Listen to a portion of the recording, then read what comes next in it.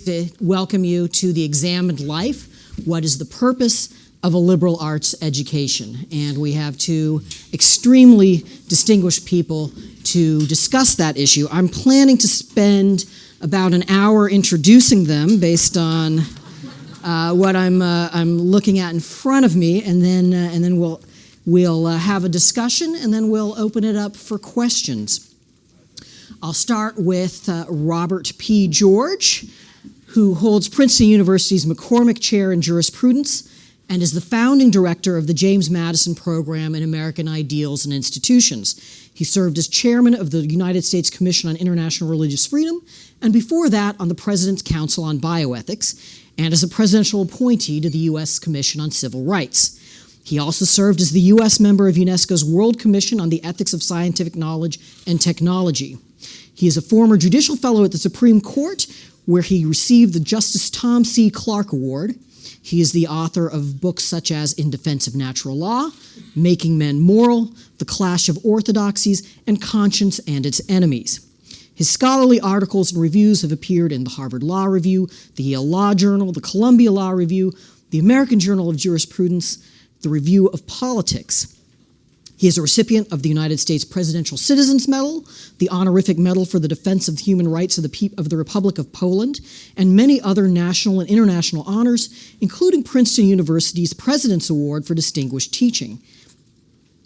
He is a member of the Council on Foreign Relations and holds 19 honorary doctorates of law, ethics, science, letters, divinity, humanities, law, and moral values, civil law, humane letters, and juridical science.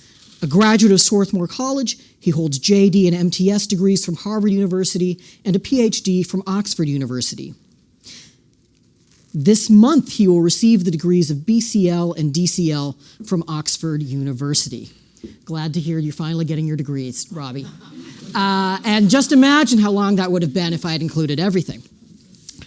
Cornel West is the class of 1943 university professor in the Center for African American Studies, emeritus, and senior scholar in the James Madison Program in American Ideals and Institutions at Princeton University. He has also taught at Yale University, Harvard University, the University of Paris, and Union Theological Seminary. He has written and edited more than 30 books, including his memoir, Brother West, Living and Loving Out Loud, Democracy Matters, Winning the Fight Against Imperialism, and Race Matters.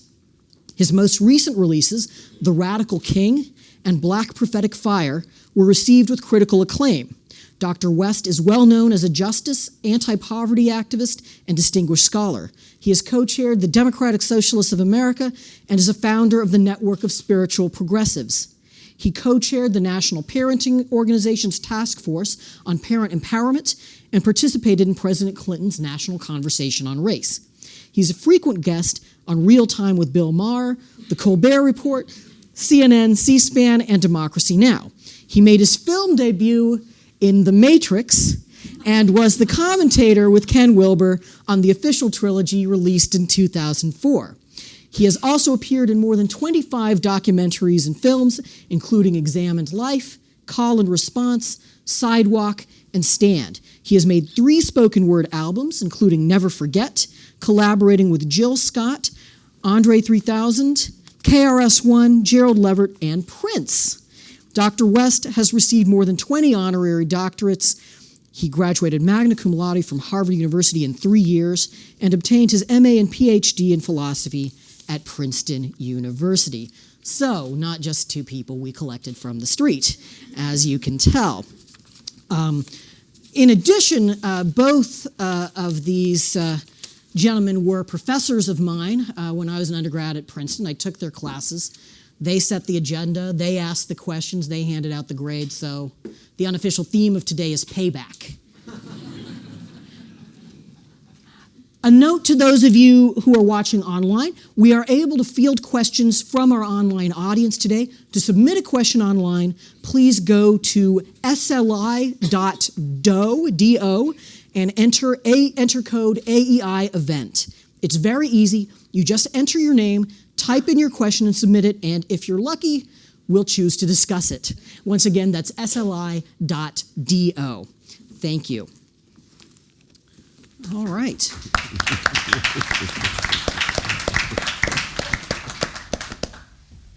So the great thing about being moderator when you're dealing with professors is they are used to talking at 50 minutes at a stretch. That's also the bad thing about moderating a panel of professors. But I thought I would start with a pretty open-ended question because I believe that when you have a panel asking a question, what is the purpose of liberal arts? Well, you ought to address that question. What is the purpose of a liberal arts education? This might be a special interest to those who have shelled out the money to have one, which I'm guessing is quite a few of the people in this audience. Well, before launching into an answer to that question, let me begin by thanking AEI and thanking Arthur Brooks for the opportunity to be here. A special word of thanks to Dan Daniello. It's great. This is my first opportunity to be in the building that he was the lead giver for. AEI deserves to be in digs of this sort, and Mr. Daniello has taken the lead in making it possible. So all praise to Dan Daniello for that generosity. And what a great pleasure it is to be with our former student, Ramesh Ponnuru. Studied with both Cornel and with me. I won.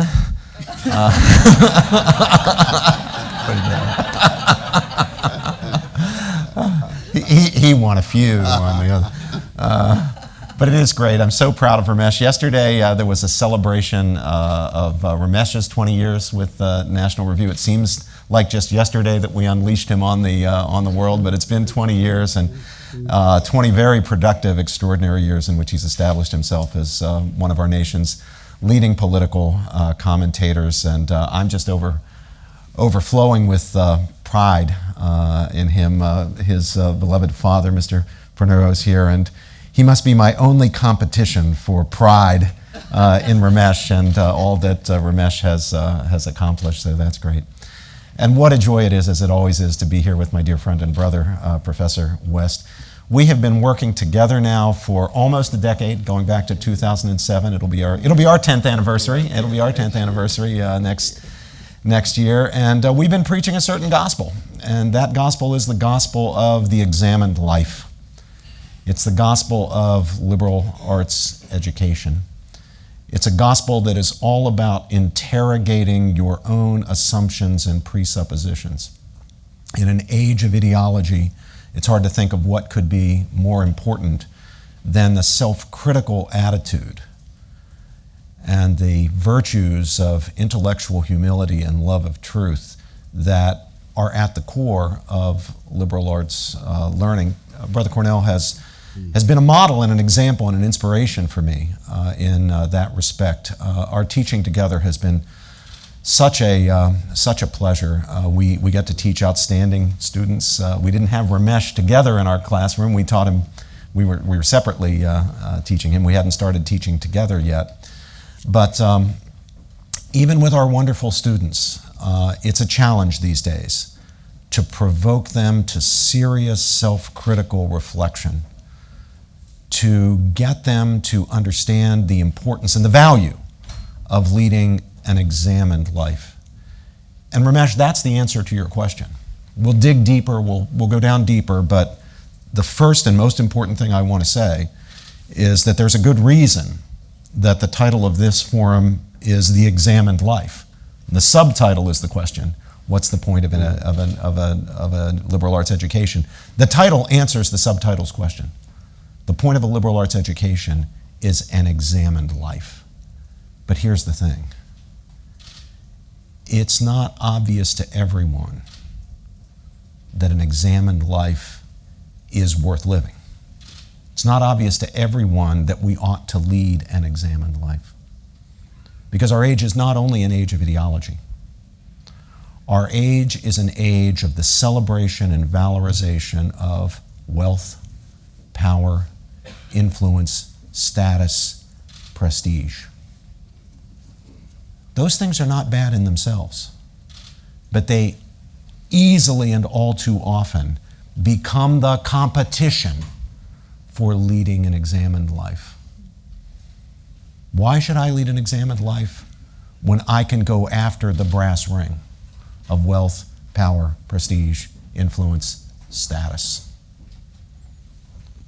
Why do I want to when an examined life will call into question the time and energy I spend, the devotion I give to seeking worldly goods. By goods, I don't just mean toys like Teslas and iPhones. I mean things that we regard as good things like wealth and power and prestige and status. Why should we? The examined life may very well lead in another direction. It may lead us to embrace a vocation which is utterly inconsistent with the things that the world today, in this age of ideology and in this age of feeling, things very different from those that are regarded as the things worth having, the things that will not pay off in terms of wealth and power and prestige and status and influence. And yet our task, if we believe in liberal arts education, is to provoke our students to ask the question, what's the point? And to see that the answer to that question is an examined life. To raise the possibility with them in their own minds that an examined life is indeed worth living, and, as Plato said, perhaps an unexamined life is not worth living. Perhaps the wealth and the prestige and the status and the power and influence are mere dross. Maybe the real meaning of life, what it's really all about, is something different, something that can only be obtained through critical self-examination. And a liberal arts education makes available to us, makes available to our students, for those of us who are professors, the wisdom, the insight, the probing questions of Plato and Augustine and Dante and Shakespeare and Locke and Newman and Gandhi and King. If you look at the kinds of authors that Cornel and I in our courses together and our courses separately expose our students to, those are the folks who are on the menu. And they're not there just because they write well or they're great prose stylists. They're there because they ask the critical questions and force the reader to confront the deep issues about what it means to be a human being. They are people who have attempted themselves to lead examined lives, and who show the way, who chart the course to an examined life. So there, for starters, is what I think the point of a liberal arts education is. Cornel? Absolutely. Let me first say I am blessed to be here and be able to see Brother Ramesh, former student, and flowering and flourishing in the way that he is, to meet the captain of the ship, my new dear brother Arthur Brooks, and wrestling with happiness and eudaimonia in the fascinating way that he does. And then to be part of a series is actually a moment in which the history of this institution, going back to 1938 and still going strong, opens a new space. And I think the timing of the opening of this new space and the beginning of a new era with the Trump administration could be downright providential if, in fact, we take seriously what it means to live an examined life. Now, to be with my dear brother Robbie, I could just go on and on and on. I have a deep love for this brother. I have a deep respect for this brother. And a lot of people don't understand, realize that you can have a deep love and respect for somebody and still think he's wrong about a number of things. You know, that he thinks I'm wrong about a number of things. We work it out together. And it's not just the fact that we share a very deep commitment to our Christian faith, but actually we have a deep commitment to wrestling with the most terrifying question any of us have to wrestle with in our short trek from mama's womb to tomb, and that is what it means to be human. Latin humando, burial, what it means to be on the way to the culinary delight of terrestrial worms. And as you engage in that process, what kind of choices will you make in terms of the kind of human being you choose to be? I'm blessed now at Princeton Freshman Seminar in the Madison program to teach a course on Rabbi Abraham Joshua Heschel. and Martin Luther King Jr. These are two of the great prophetic figures in the most catastrophic of all centuries in recorded time, the 20th century. Over 150 million people killed in the name of some ideology. And I tell my students each time, you have come here to learn how to die. And they kind of look at each other. Just thought it was a freshman seminar at Princeton. No. I mean, Plato said, philosophia, love of wisdom, philosophy, is a meditation on and preparation for death. And to learn how to die is to muster the courage to critically examine yourself, the courage to interrogate yourself, so that you must wrestle with a certain doctrine and dogma that may have to die. Certain xenophobic prejudice, certain assumption and presupposition you've had in your life. You hold it on for dear life, and you have to let it go. That's a form of death. And there is no learning how to live well without learning how to die in that sense. Death itself, in Rilke's sense, death in life. And to think one can live a life in denial of that process of learning how to die is precisely to live an ossified or petrified life in which you're frozen oftentimes in a very childish and adolescent moment as opposed to childlike and humble moment. See, when Montaigne says to philosophize is to learn how to die, Seneca says he or she who learns how to die unlearns slavery. Now, I think that in our present moment, we're living in a moment of spiritual blackout and moral breakdown in which people are unwilling to want to be vulnerable enough and courageous enough to critically examine themselves across political lines, ideological lines. We're talking about humanity at this point. It's deeper than skin color, deeper than gender, deeper than sexual orientation, it's deeper than national identity. It's our human identity as the kind of linguistically conscious organisms that we are transacting with our environment. And it has everything to do with the future of very fragile experiments in democracy. So that to go back to the legacy of Athens, examine life, the untransformed life, the uncommitted life results in forms of complacency and conformity in which one simply adjusts to the dominant forces. The dominant forces in our society, I would argue, are market forces. The obsession of just getting over making money, or obsessed with the 11th commandment, thou shalt not get caught. And a spiritual blackout is about the eclipse of integrity, the eclipse of honesty, the eclipse of decency. And once that goes, no matter what our ideological or political orientations are, we're just on the way to the survival of the slickest. Thrasymachus wins in the Republic. You see, pirate might does make right. The Grand Inquisitor wins in Dostoevsky's Brothers Karamazov. Manipulation and domination do reign, you see. And that's a very frightening moment. I'm not talking about just individuals, because I'm not just talking about Brother Trump, even though we could start there. But this is something that cuts across the culture. And of course, this is transnational too, because it's global. But it cuts across the culture. And the legacy of Athens and the legacy of Jerusalem, of Judaism and Christianity and Islam and their best and their prophetic forms especially, provide some way in which we can enact and examine life without opting for agreement or thinking that we're going to reach the same conclusions, you see. And that's one of the wonderful things we're able to do, especially at Princeton and other places, that talk to the young people and say, yes, let's learn how to die together so we can learn how to live well together, even as we disagree with some very deep issues. I am trying to picture telling my parents in 1990, yes, it is a lot of money to go to Princeton, but don't you want me to learn how to die? It seems to me that our dominant way of thinking about the purpose of college has more to do with wage premiums these days.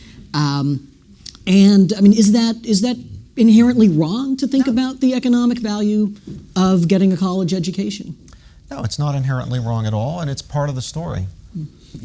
Even when I was talking about the way in which the desire for wealth and power and influence and prestige and status can compete with the desire to truly lead an examined life, I made the point that those are not bad things in themselves.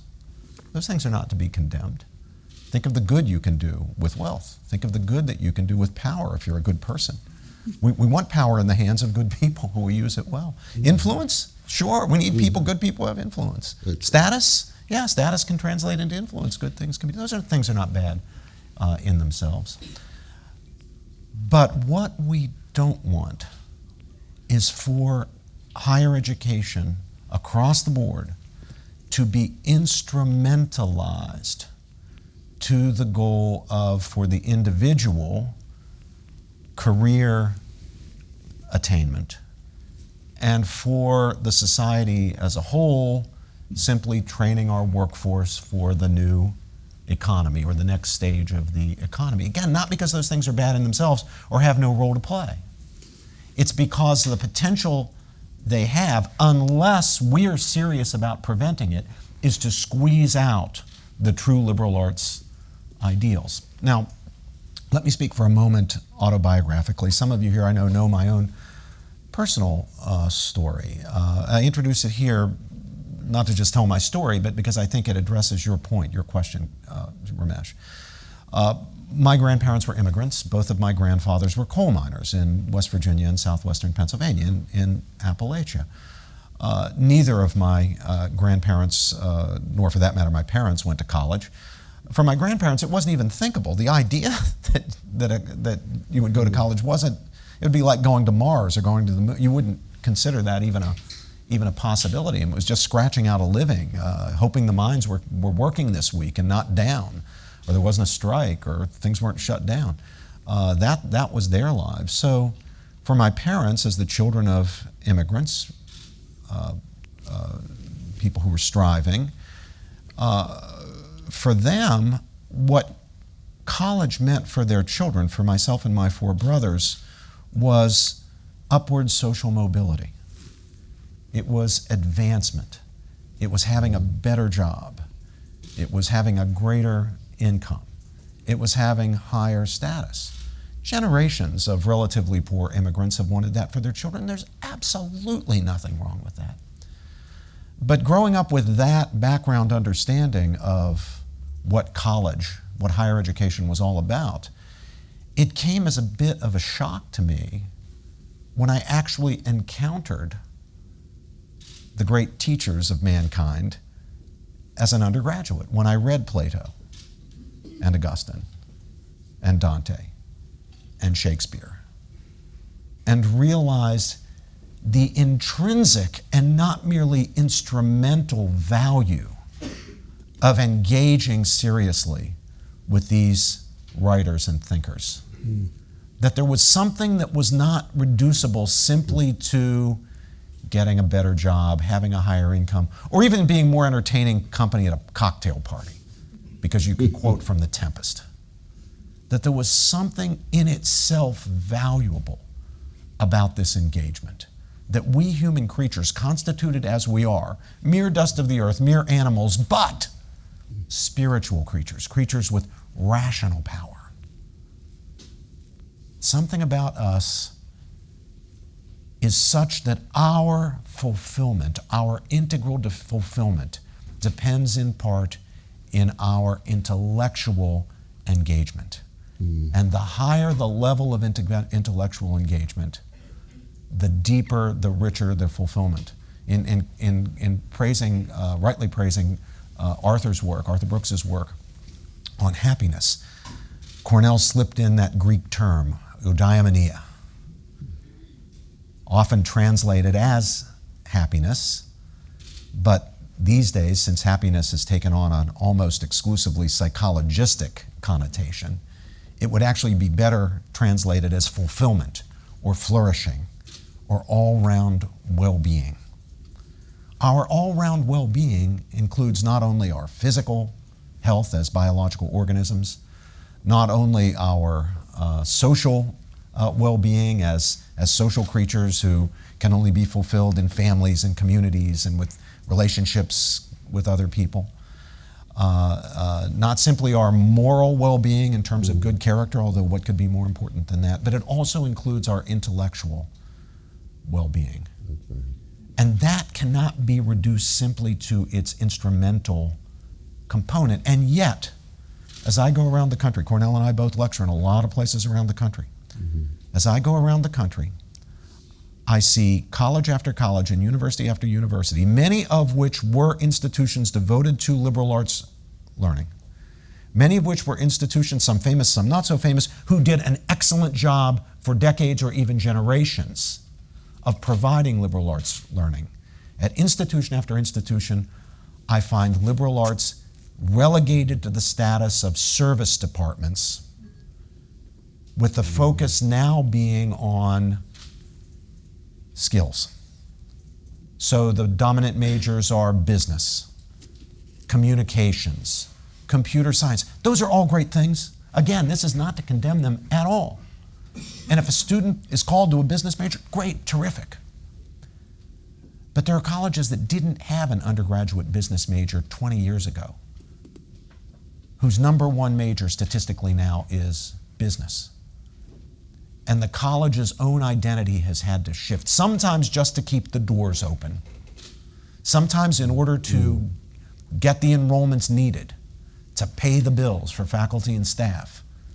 They've had to shift away from their traditional vocation to liberal arts learning toward skill development, with the focus on what kind of a job you can get coming out of here. And to me, for countless individuals who would deeply benefit from a liberal arts education, and who, other things being equal, would opt for a liberal arts education, and for our society, which needs people educated in the liberal arts tradition, this is a deep loss, and one that I hope we will not be satisfied to leave as a loss. I think there are still many institutions that can turn themselves around. Those institutions that still hold to liberal arts ideals can do it better, and they should set themselves the task of doing it better. And those that have abandoned or nearly abandoned liberal arts ideals, I hope that we can find a way for them to be restored to their traditional vocation, and still pay the bills and still keep the lights on. Now, I'm a realist. I understand that we have economic realities. There are market realities. Absolutely. There are reasons that particularly small colleges that are on the edge financially have moved in the direction that they've moved. But this is not something that I think we as a society can take lightly or simply be satisfied with. It is a loss to all of us to see liberal arts education decline. All of us have a stake in the richness of the lives that are led by all of us. That's why we want to do something about poverty. That's why we want to do something about environmental degradation. That's why we want to do something about justice. It's because we all realize we all have a stake in the all-round well-being of everybody. But that includes our intellectual well-being. We have a stake in what kind of people Americans are going to be. And we can't just legislate that people will be rich, well-rounded, critical thinkers. We can't do that. It's a much more complicated job.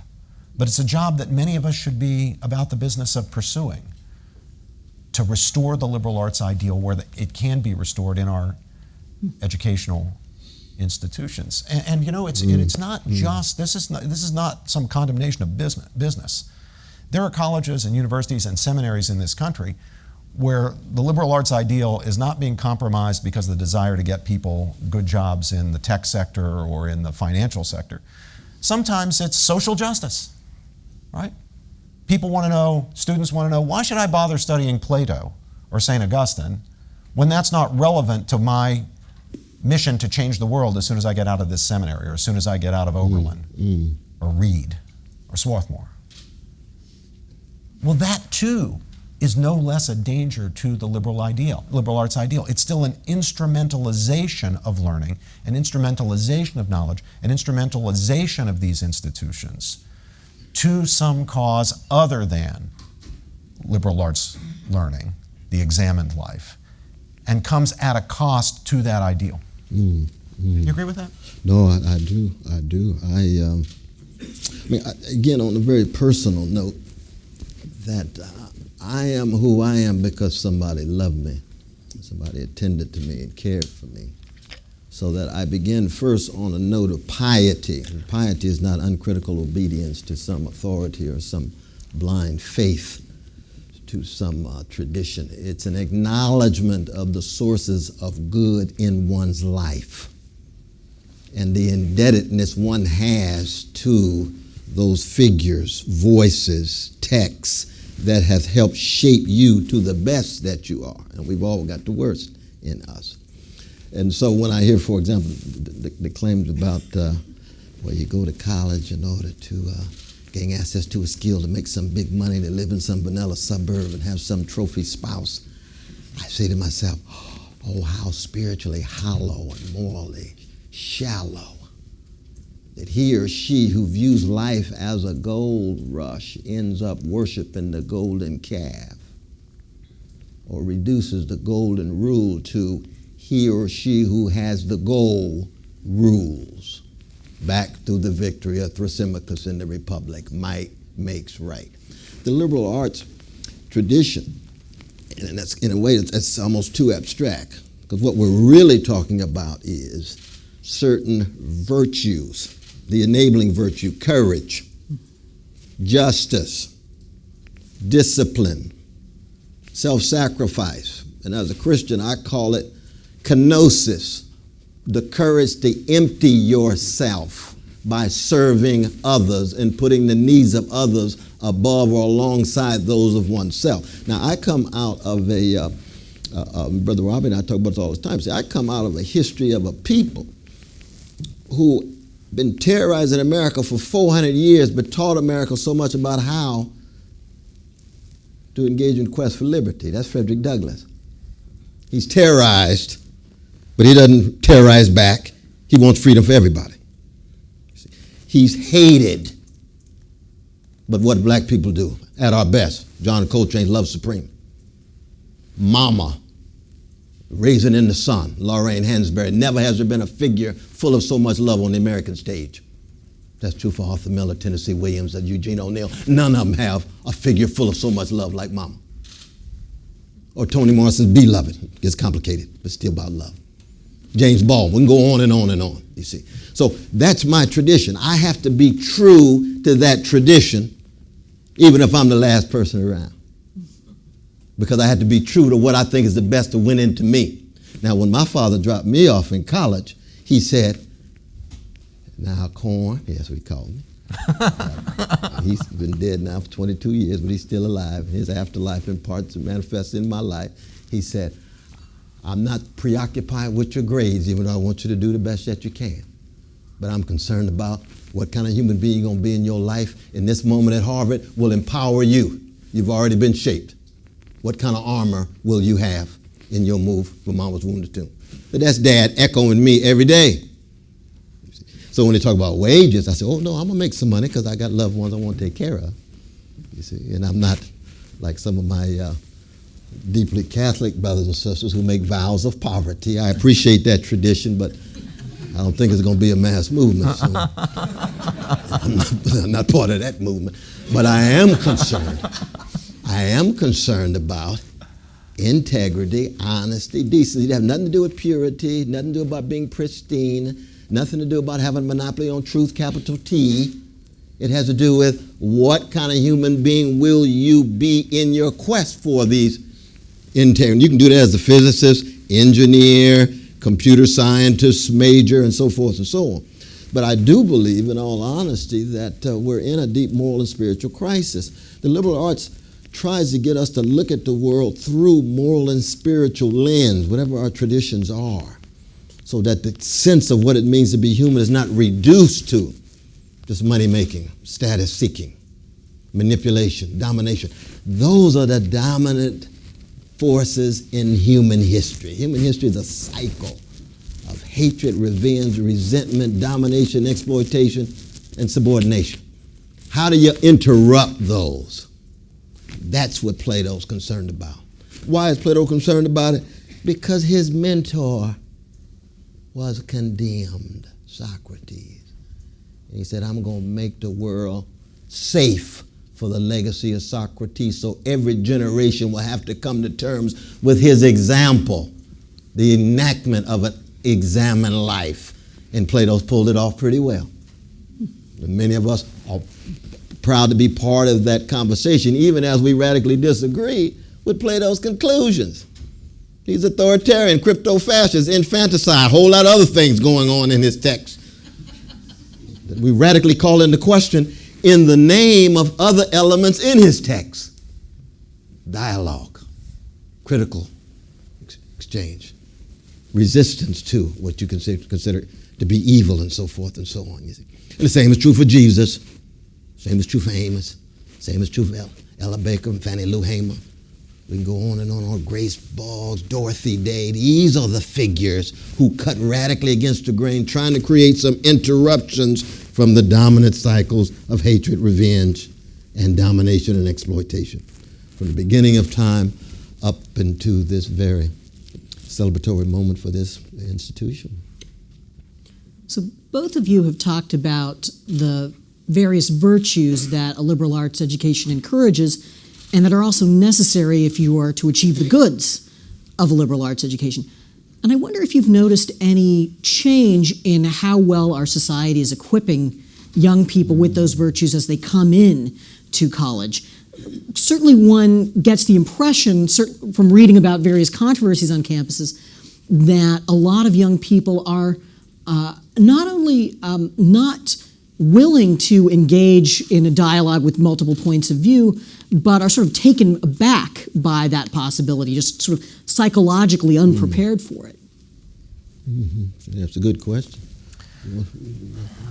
Well, it seems to me that at the base of the crisis in liberal arts education, and at the base of some of our other crises, and we got a lot of them, is fundamentally a spiritual problem. Now, there are other dimensions to it. I mean, I've already mentioned some. I mean, market forces are part of the problem. You're only going to get liberal arts education if somebody is prepared and able to pay for liberal arts education. It doesn't pay for itself. And so it's all too easily considered to be a luxury. I think we have to resist that. But even more fundamentally, I think, than the market forces, at the base of the crisis is a spiritual problem. And that's what your question is really pointing to. It's a problem about what we think the meaning of life is, what we value, what makes life worth living, if anything does make life worth living. I think the dominant goal for most people these days, or at least many people these days, perhaps I shouldn't be quite so judgmental, is feeling good. It's having satisfaction. People find it in different places, look for it in different places, often look for it in all the wrong places. But they're after a certain psychological state, a certain desirable psychological state. I mean, nobody wants, except kind of crazy people, want money for its own sake. I don't think our problem is fundamentally greed. It's something deeper and more difficult to handle. Why do people want money? Because prestige comes with it. Or status. Why do people want prestige and status? Because you feel good. It makes you feel good. It's like a drug. It's the same reason people like applause. It's the same reason people, including students at universities, are so conformist, so unwilling to cut against the grain, so unwilling to question the campus dogmas and orthodoxies. Because if you do, you get criticism, and that doesn't feel good. What feels good is applause. It's like a drug, and it's addictive like a drug. And to avoid that drug, you need spiritual strength. And even though we're still, formally at least, a fairly religious society, we have many, many different traditions of faith, we're still a fairly religious society, the infection has even entered our religions, our religious traditions, our religious communities. So there's not coming out of our religious communities a fundamental and consistent critique of the key doctrine of the me generation. If it feels good, do it. You know, intellectual historians and social historians are fond of breaking up the epochs into the age of this and the age of that. So we're often told that the medieval period was the age of faith, and the Enlightenment was the age of reason.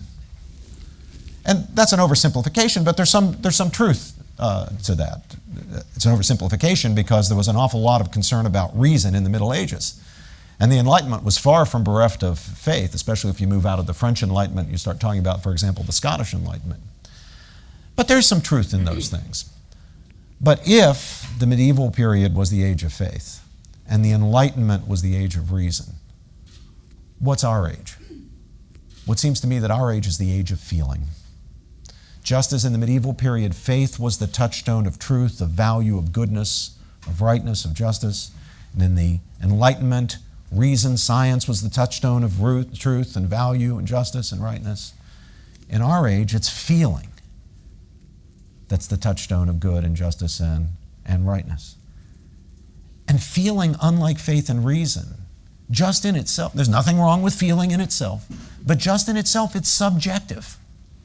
It's not objective. Feeling can give us no objective standards to which to hold ourselves or others, under which to praise or condemn regimes of law, regimes of government, or economies or any other social institutions. And the age of feeling is what slips into the role of governor when faith and reason are abandoned, when they lose their status, when they lose their prestige, when they lose their authority. And that's what you get, I think what Cornel's calling spiritual blackout.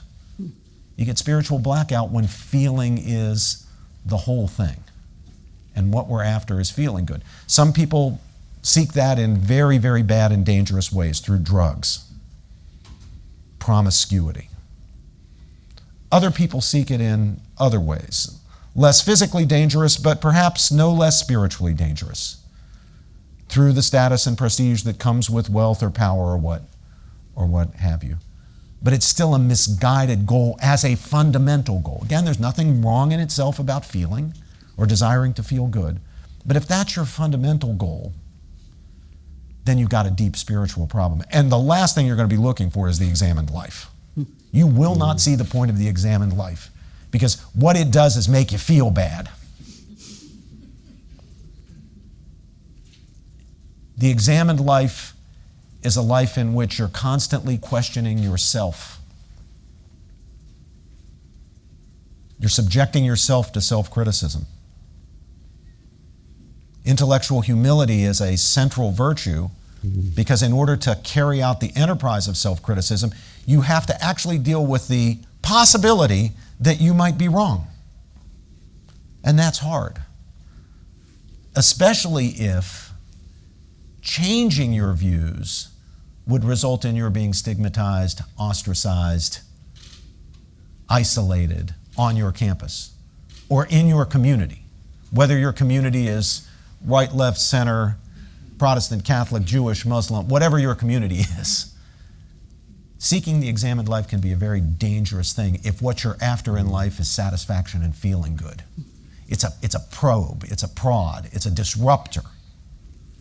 And yet, I think if we are self-critical, if we are thoughtful, if we engage that aspect of ourselves that is the defining aspect of our humanity, we will, even through the haze, perhaps only through a glass darkly, but nevertheless we will see, we will perceive the value, the preciousness of the examined life, and the need for the spiritual strength to carry it out. You know, I was thinking, though, Brother Robert, you tell me what you think. I wonder whether beneath this feeling that you're talking about is really the threat of nihilism.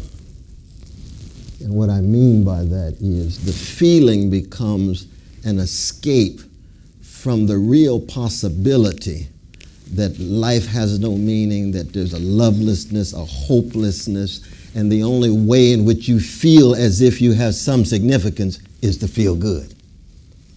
Now, if that's the case, and what we're really coming to terms with is nihilism in all of its various forms, and this is why I've always argued that we really live in the age of Chekhov, even though he died in 1904. His spirit is dominant in our day.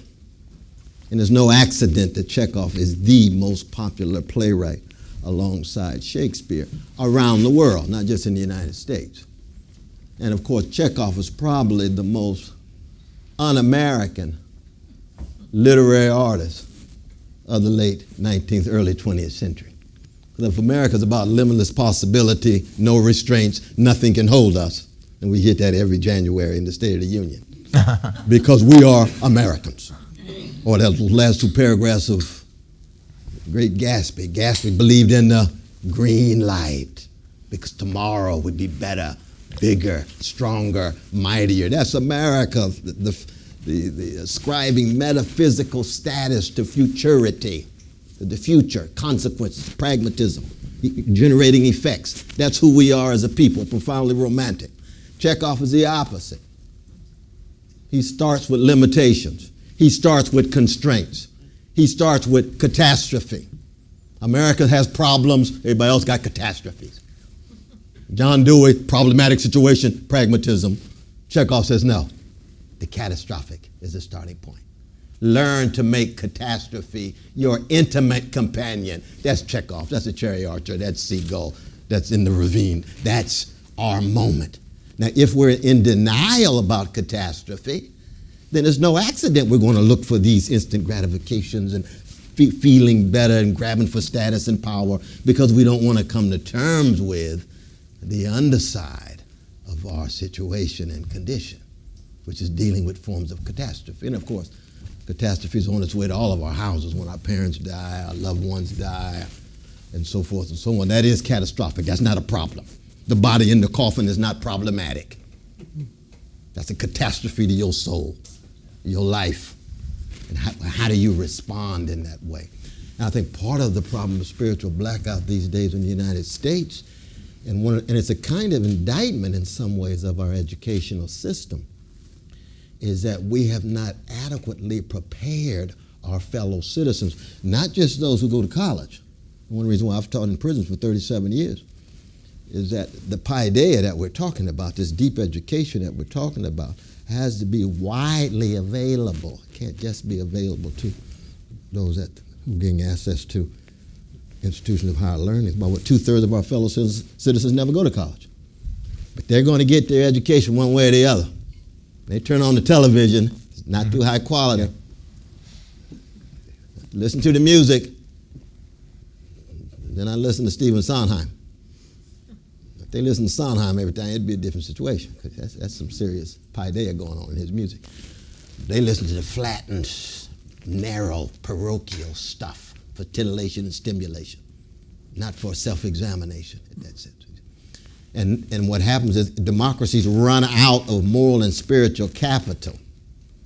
And so all the policies in the world cannot sustain a social experiment when your moral and spiritual capital is running out. And Thrasymachus wins. Might makes right, so forth and so on. Does that make sense? I think it does. I mean, nihilism. And you jump in at any time now, brother, because you're an interlocutor here. You're not just... That's right. It's taken me back to sitting in the front row days. Or sometimes the back. Well, what is nihilism? Nihilism is the loss of belief that anything really matters. It really matters. Nihilism is what you get when there is spiritual collapse. Mm-hmm. The spiritual knowledge is the knowledge that there are things that matter. That matter. There are things that are worth living for. And dying for. Things worth dying for. That's right. Things worth fighting for. Things worth struggling for. That's right. Things worth suffering for. Things worth sacrificing for. But let's just look at the most dramatic situations, not because they're the only ones. Yeah. And the spiritual poverty, what Mother Teresa called the spiritual poverty, as she herself pointed out, transcends race, class, ethnicity, you name it, right? It's all over the place. But let's just look at the most obvious cases. poor, largely minority inner city areas, old Rust Belt cities, my native Appalachia. Drug problem totally out of control. Why? Why are people turning to heroin in New Hampshire and Logan County, West Virginia, and Harlan County, Kentucky, and South Bend, Indiana, and Dubuque? Why? People don't feel as though anything matters, that they're looking to feel good, something that will make them feel good. People want to at least feel like they matter.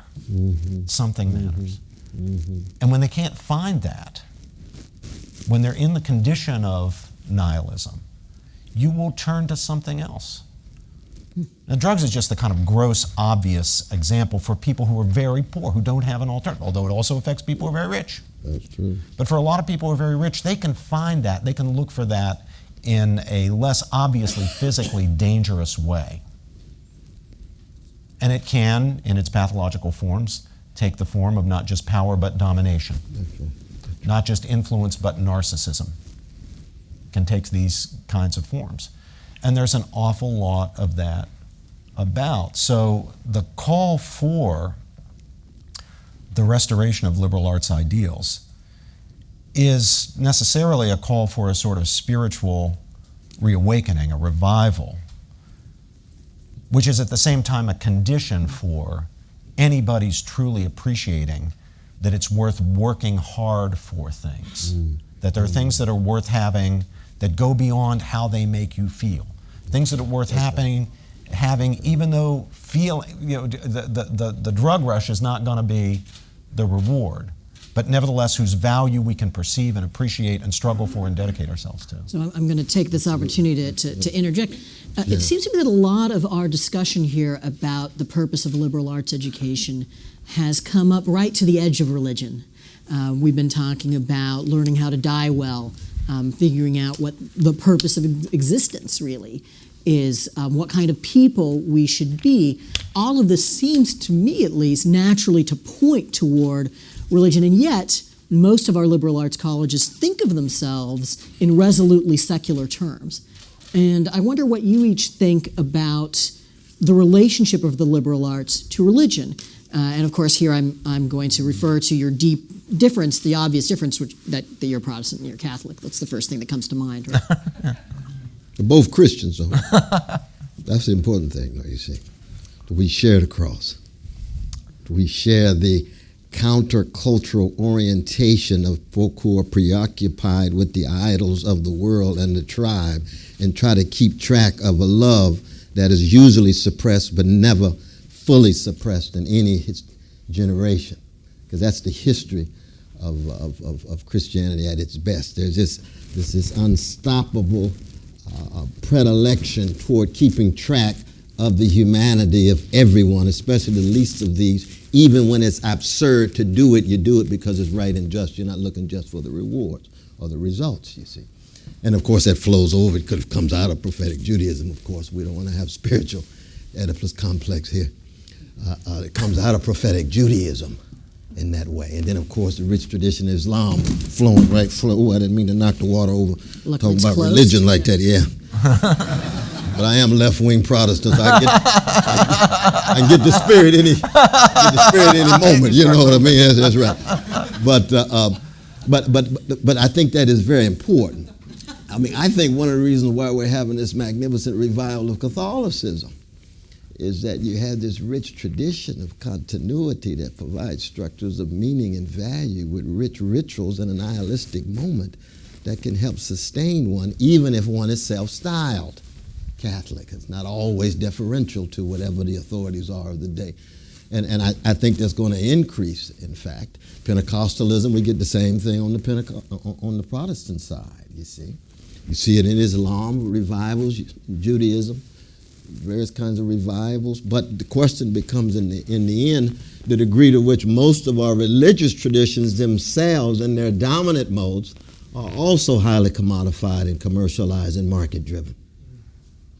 So when people go to these institutions, will they encounter prosperity gospels in churches or attempt to marginalize Amos and accent certain other prosperity orientations in the temple or synagogue or in the Buddhist temple and so forth and so on. Because our religious institutions are deeply shaped, like any other institutions, by the market forces. University, market models in a university, market models in churches and mosques and synagogues and so forth. But I do think these religious traditions are, for me, not just inescapable, but they are constitutive of who I am as a human being.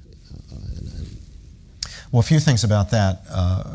First, it is true. What Cornel and I have in common, a deep spiritual commitment that we try, fail to live up to, try again, fail again, try again, even harder. Mm-hmm.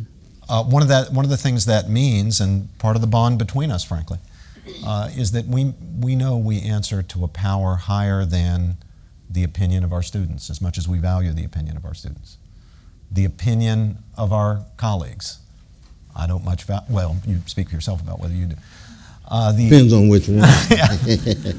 Public opinion. Oh yeah, public opinion. The opinion of party. What's going to get you ahead? I like to get ahead.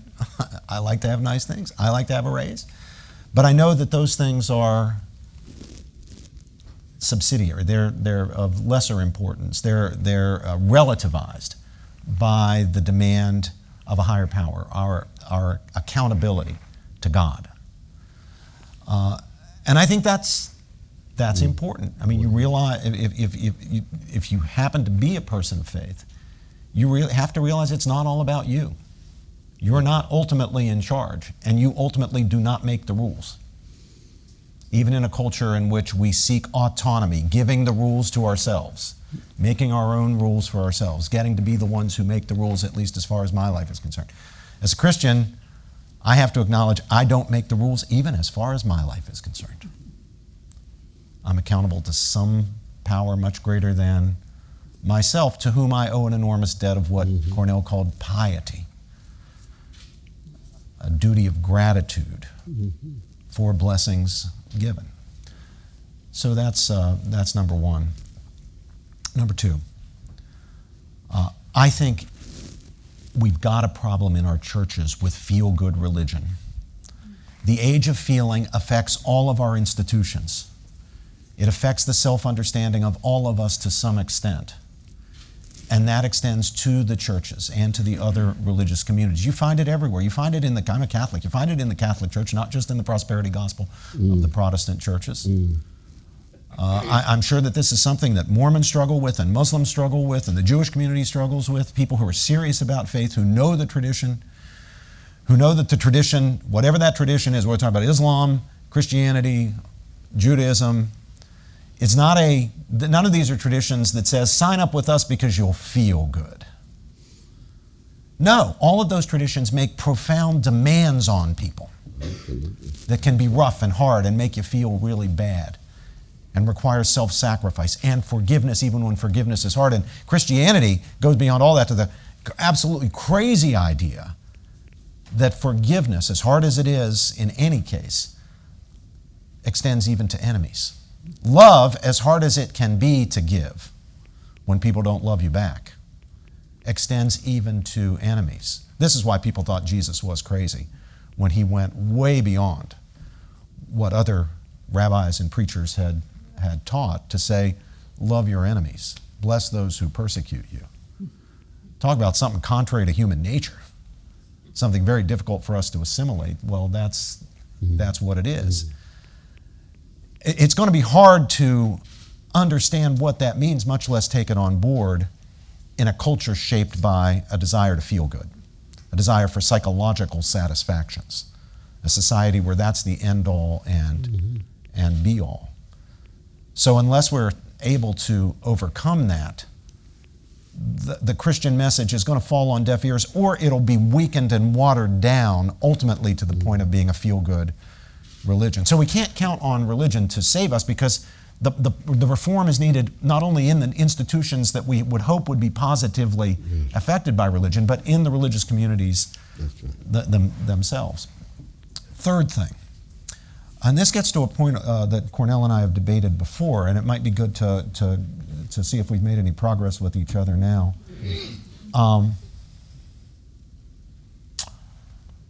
I think one of the things that liberal arts learning offers us, if we're serious about it, and if we're blessed with the opportunity to have it, is the possibility of ordering our souls properly. Here I go back again to Plato. Plato taught that in the disordered soul, the appetitive aspect of the soul, the appetitive aspect of the person, the desiring aspect of the person, has control. And reason, the rational dimension of the person, the rational aspect of the soul, is then subordinated to feeling, to desire, to emotion, subordinated and even harnessed in the cause of producing rationalizations for whatever desire wants.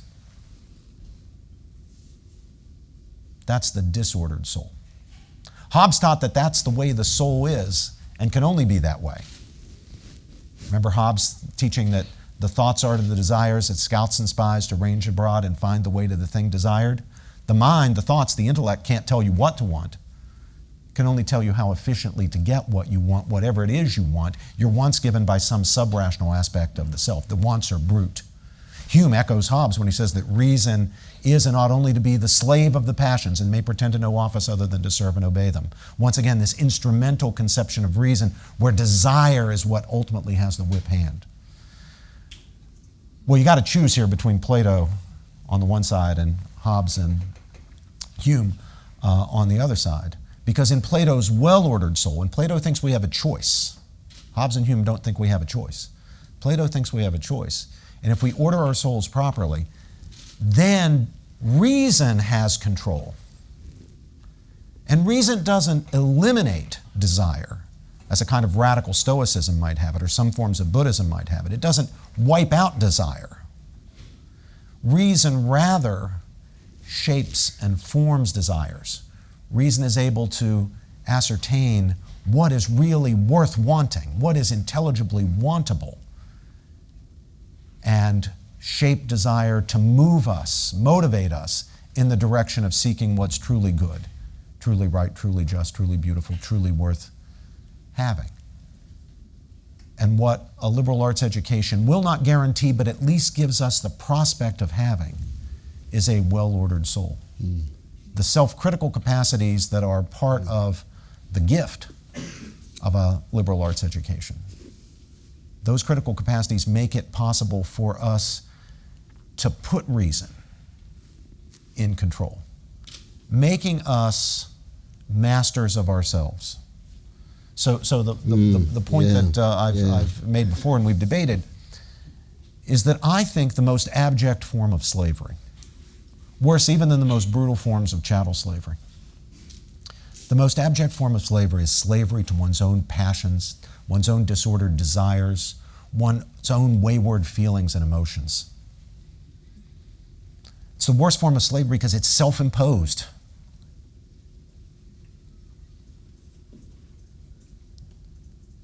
Nobody can take your integrity away from you but yourself, even in an abject form of slavery, even in chattel slavery. You could still have integrity. They could take your freedom, they could take your life, they could separate your families, they could humiliate you, they could beat you, but you could still have integrity because that's something only you can take away. And in the disordered soul, you have taken it away. You've given it up. You've traded it in for some mess of pottage. So I think that a key aspect of what a liberal arts education is for is self-mastery. Now, what Cornel has raised, and what I would invite you to share as a critique of my view on this. Company on this a little right. bit. We agree about the need for a well-ordered soul, but you see self-giving as the key. Yeah, see, you still so tied to Aquinas, God bless you. And I'm tied to Kierkegaard, you see, and Coltrane and Chekhov. And what I mean by that is that I start with the great Leopardi's notion of reason's sweet shipwreck. That reason will only take you so far. And the wrestling with what it means to be human in the face of catastrophe is not one in which reason can do the kind of work you want it to do to generate the well-ordered soul. With Kierkegaard and Chekhov and Coltrane, you're talking about love being at the center of that. Now, it can be pagan and secular in terms of love of truth, a love of beauty, love of goodness, or it can be deeply Christian in which a love of God and a love of neighbor has a power to allow you to generate some sense of a well-ordered soul so that you're not enslaved to the appetitive. You're not enslaved to the worst aspects of it. But I'm not sure it's reason that's going to do that. You see, that in the tradition, the great tradition of Aquinas, more tied to Aristotle and Plato, of course, there's a power ascribed to reason that we Kierkegaardians are highly suspicious of. That doesn't mean we're anti-reason. It just means that reason reaches a certain moment of shipwreck, and that's the starting point. That's where you begin, and that's where leaps of faith and an openness to a love that allows you to be transformed as well as to have some well-ordered soul. I know it's getting about 2. I think the audience probably has something to say about well-ordered souls too. But I know you're running the program. Well, I just want to respond to that by saying, well, look, the Reformation was wrong about that 500 years ago. It's wrong about it now. Nothing has changed. It is a Protestant Catholic division. No, it's an interesting at some level. Yeah. But I mean, Pascal was Catholic, and he's on my side. That's true. An erring brother. But we have plenty of time for questions, so don't worry about that. That's good. I know you want to jump in. I wanted to go circle back to actually a couple of things that you've already mentioned, and one is what Cornel talked about. I'm very glad you alluded to the fact that most people don't have college degrees. That's not going to change anytime soon. Right. If the purpose of a liberal arts education is self-mastery, what does that say about most people who are not going to partake of it? First, I would say that self-mastery doesn't require a college education, much less a liberal arts education. Jesus had it, and not just in virtue of his divine nature, from a Christian point of view. Many important heroes and saints have had self-mastery. You know, Cornel and I might have a debate about exactly how they got to where they got, and what's the role of reason and what's the role of faith, and which is prior and which is the fruit of the other, and so forth. Probably the most morally upright person I ever knew was my grandmother, and she didn't even have a high school education, but she had self-mastery, she had integrity. She had self-control, self-possession. She knew who she was. She was able to sacrifice and not just yield to whatever desires there were. So it's not a necessary condition, nor is it a sufficient condition. And nevertheless, we know that it can be an important element in the movement to self-mastery. That engagement with the great thinkers, including the heroes and the saints. Augustine is not only a great thinker, he's a great saint. He teaches us not only by precept, but by example. To some extent, this is also true of a figure like Plato. All right? So this is not an argument that you have to have a college education or a liberal arts education to be a good person. It's just that the value of a liberal arts education consists, at least in part, in its capacity to contribute to our spiritual and moral fulfillment, our spiritual and moral well-being. And there will be a certain number of people for whom, absent that provision, the path is going to be the wrong one. It'll be down the path toward seeking wealth and power and status and prestige and influence, because there'll be a certain number of people who will confront Shakespeare or confront Plato and suddenly realize, I'm on the wrong path. I'm going the wrong direction. I need to reevaluate my life. I need to assess what really matters. I need to rethink where I'm going, what I'm going to dedicate these next 60 years or 70 years to doing. For some people, the engagement with the great thinkers will cause and enable them to look at what they do now and at each moment forward from the perspective of their own death. This is one of the great teachings of Plato that we should all absorb. That if you want to figure out what you should be doing right now, imagine looking at your situation right now from the point of your death and look back on it. Will it look like this was worth your time and attention and effort from the perspective of your death? For many, many of our young people, especially our most gifted and advantaged young people, they care about what's on their CV when they ought to be caring about what's going to be on their tombstone. If you look at the question, what is going to be on my tombstone instead of what's on my CV, you might have a very different set of decisions. You might make very different decisions about what you're going to do now and next week and next year and for the next 5 years. No, that's very powerful. You know, Brother David Brooks talks about this in terms of the shift in his own life from being obsessed with his resume as opposed to becoming obsessed with the eulogy said at his funeral. And it's a very different set of stories, narratives, and analysis of what's said at your funeral as opposed to just what's on your resume. Because what's said at your funeral is very much about integrity, honesty, decency, love, sacrifice, self-surrender, service, and what have you, you see. Very, very much so. I forgot what I was going to say after that powerful point. You that's true. That's very. Which brings us to intellectual humility. Can I go back to, since we're circling back, one additional point I wanted to make about religion and liberal arts learning. I think that our society is served well and would be served well in the future if we had a wonderful mix of religiously affiliated institutions of higher learning of all the great traditions. We've had many Catholic ones for many years. Obviously, there are Protestant ones. We have the BYU, and there are a couple of other Mormon ones. We now have a wonderful Muslim liberal arts college, Zaytuna College in Oakland, California. I think having religiously affiliated institutions, liberal arts institutions in particular, is very valuable. And I think it's also valuable to have non-sectarian ones. Now, I choose the word non-sectarian as opposed to secular, because I think that given the spiritual nature of the struggle and of the project, for reasons we've already articulated, both Cornel and I have set forth, I think it's very important at the non-sectarian universities for there to be a vibrant religious life for students of all faiths.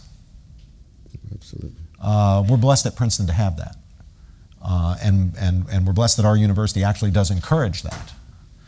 That's not true at all places. At some places, religion is at best tolerated. Some places, it's not even tolerated very well, unless it's religion that has conformed itself to the campus ideological orthodoxies.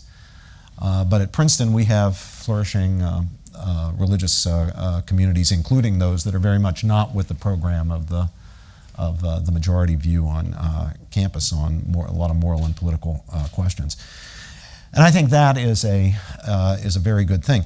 But I think there's got to be some spiritual, it's not necessary that it be theistic, but it can't be nihilistic, and I doubt, therefore, that it can be purely materialistic. So whether it's theistic or not, there has to be a spiritual dimension. Camus was not a theist, but he was a spiritual striver. He realized that the problem and the project of leading a human life was a spiritual project. Without that presupposition in place, without that assumption in place, I don't know that the liberal arts project can really be sustained. I don't see how it won't be undermined by the sense that there's really just nothing ultimately that matters. And the presupposition is there's something that matters, and we've got to find the something or things that matter. But on libertarian grounds, it's very important that we support fellow human beings who are nihilists. They have a right to be wrong. It's part of the dialogue. It's part of the conversation. And to the degree to which they become more and more numerous is the degree to which those of us who are committed to certain humanist orientations are indicted. Yeah, I mean, one of the problems we have on campuses now is that people in many cases, aren't interested in having an argument because they don't think the other person has a view that just happens to be wrong. They think that the other person has a view that is evil and that the other person is therefore evil and that therefore the other person shouldn't even be there because this is not a debatable question. So the list of non-debatable questions keeps growing larger and larger. And the response to someone questioning a campus dogma or orthodoxy is to call them a name. Yeah. As if that was a response to an argument. As a case in point, I gather that when you two had a conversation very much like this one at Swarthmore recently, there was a controversy on campus as to whether this should have been allowed because of Professor George's well-known socially conservative politics. You mean they weren't I thought they were objecting to Cornel. Probably both, but that night you were the main target. You were the main target. That's true. That's true. But you're right about that. Yeah, there was they didn't even manage to put together a protest. Actually, they had planned a protest that never came off. The only thing that happened is one of the students stood up and asked, I think, what he thought was a very tough and aggressive question. To which I provided an answer that seemed to me to be right, and that was that. But it is a case in point. I mean, the fact that they would want to protest having somebody on campus, I'm actually having, in this case, an alumnus on campus who disagreed with campus orthodoxies is part of the problem that we're pointing to here. And we know that at campuses around the country, dissenters have not been allowed to speak, or they've been disinvited. Condoleezza Rice was pressured to step away as commencement speaker at Rutgers, I believe, wasn't it, Cornel? Mm-hmm. I think it was Rutgers. I think that was for an honorary.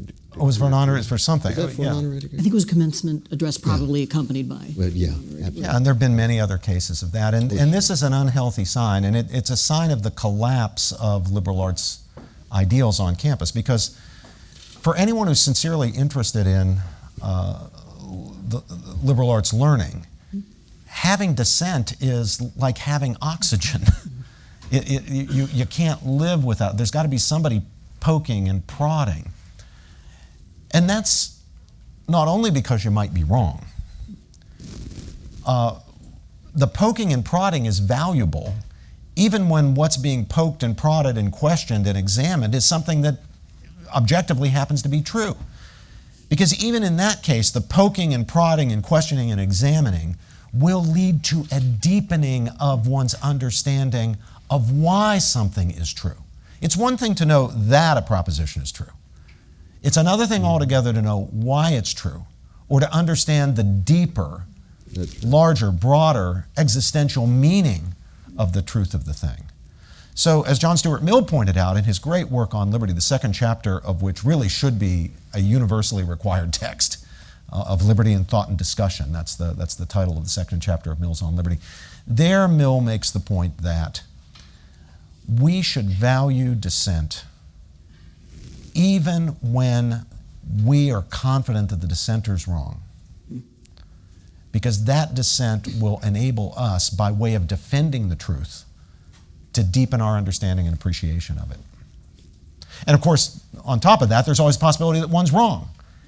If you have the virtues necessary for a liberal arts education, then you've got that intellectual humility that is always prepared to be shown that what one thought was the case actually turns out not to be the case. However confident one might be in one's position, one is still open to the possibility that evidence, argument, reason will show otherwise.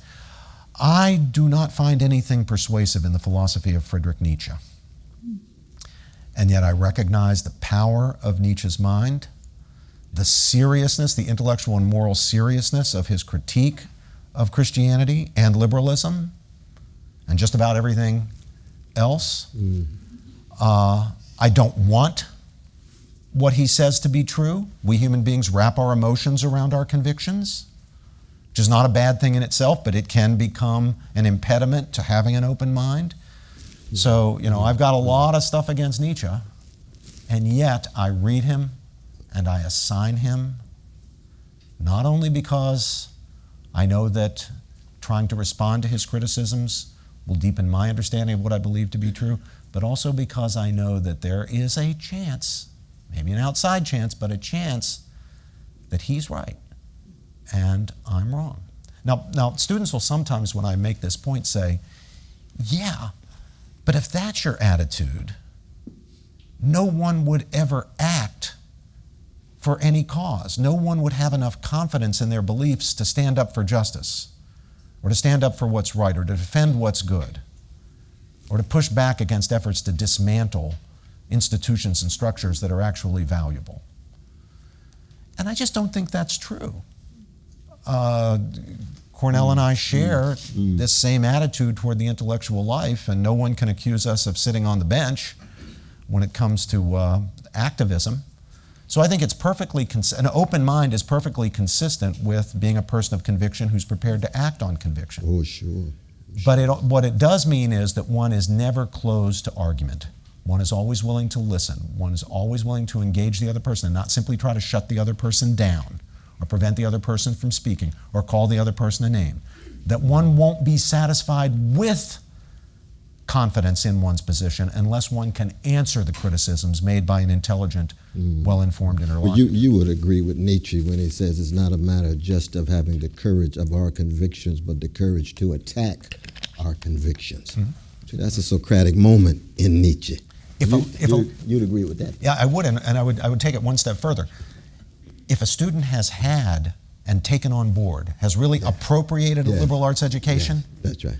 They scarcely need an interlocutor, because from that point forward, having learned how to learn, that man or woman will be his own best critic. So that's what I love about my best students like Ramesh. They are. You read Ramesh. Your father will appreciate what I'm going to say. You shouldn't listen. You read Ramesh's writings. You notice that as you're reading along, he's not just laying out a case. He's anticipating possible lines of counterargument. He's already thought about what an intelligent critic would say. And he's also thought about how he might respond to that. I mean, when I see that in my students, I think we haven't wasted our time. We haven't wasted our time. That student doesn't need me anymore to probe and prod and question. That student, now this man or woman out there in the world, is doing it for himself. So in all these years of intellectual exchange and collaboration between the two of you, has either of you changed the other's mind about anything? You're already baptized. All you need is confirmation, and you're in. Again, the legacy of Aquinas, I've had a great appreciation. I've got a greater appreciation from our dialogue. There's no doubt about that. We wrestled over the abortion issue, of course. We've been at that for 10 years. You're going to be all right on that one. I know. I see the direction that one's going. You touched me. Where else would it be? Well, of course, you've already had your focus on poverty, so I always begin with poverty and critiques of capitalist civilization in the form of markets unregulated and generating too much greed at the top and not enough sensitivity and sympathy for those catching hell. But you already had that, even though you've got market-based orientations a bit more than I do. But not a bit more, much more. But other than that, we've just had fun. We just had fun teaching together, wrestling with these things. Well, one of the things that people might be interested in about our relationship is, in many cases, and this may surprise people, we have the same ends, but we have different ideas about what the proper or best means to those ends are. So if you want to fight poverty, which both of us want to do, I've been shaped in part here in my thinking by my student Ramesh Ponnuru and by Yuval Levin and others. I'm more inclined in the direction of an empowerment agenda. And I worry about some of the negative consequences of well-intentioned social welfare programs, especially government-run. I get less concerned when they're not government-run, especially when they're run by institutions of civil society like churches and so forth. But I get more concerned because I've seen what's happened to people in West Virginia, in Appalachia, the dependency that has been fostered, and people on the left sometimes unwilling to admit that, but it's true. Dependency has been fostered by some of these programs. So I'm looking for ways to empower people. Now, at the same time, I know there's got to be a safety net, and at the end of the day, you know, you can't rely exclusively on the institutions of civil society. So, I mean, I think that there's a role for government here. I'm not a strict libertarian. If you look at what's behind my thinking, it's kind of fundamentally Christian. Yeah. You know, we do have to be concerned. Arthur's made this point too, Arthur Brooks, that we have to be concerned fundamentally about the least and the last and the lost. The question is, how do we lift them up? How do we protect? How do we lift up? And when we've debated on these issues before, and I've made the point about, well, you know, the old, you know, is there an alternative to the market? Cornel's less sanguine than I am about the market, but you know, you've seen the history of socialism in practice, and it's not good. And you wouldn't want to do away with them. You realize the market's got to have a central role. Maybe you regard it as needing greater regulation than I do, but we wouldn't want to do without a market-based economy. We wouldn't want a pure command economy. Oh, no. Well, we don't have an example of mass populations in which market-less economies can generate liberty or freedom or democracy. And so we just have to be empirically clear in terms of how do we sustain a commitment to the humanity and decency of poor and working people, and then also recognize you've got the challenge of large populations tied to international dynamics of the way these economies operate. I mean, we just had the death of Brother Fidel Castro. Now, here was somebody who failed his people in terms of dissent. He failed his people in terms of regimentation. He failed his people in terms of repression. And yet, at the same time, he is exemplary in terms of his solidarity with suffering people in apartheid, for example. 185,000 health professionals around the world sending Cubans to support Nelson Mandela and company. Well, that for me is his concern with poor people, but he had a command economy and therefore ended up generating dissenting voices suppressed and unable to generate the goods and services needed for the precious Cuban people who had already been subordinated and dominated under Batista and under U.S.-supported earlier forms of neocolonialism and so on. Now, granted, you know, he's got the embargo, and they had 630 assassination attempts against him coming out of the CIA and other places, so that adds a context, but not an excuse for losing sight of the poor as it related to liberties and rights. So in that sense, command economies failed. So how do you still hold up the priorities of poor people and working people, even given these relative failures? Now we can go back to Chile on the other side. Free market policies under Pinochet failed. Military dictatorship, similar to dictatorship under Castro, failed. What do we learn from both of these?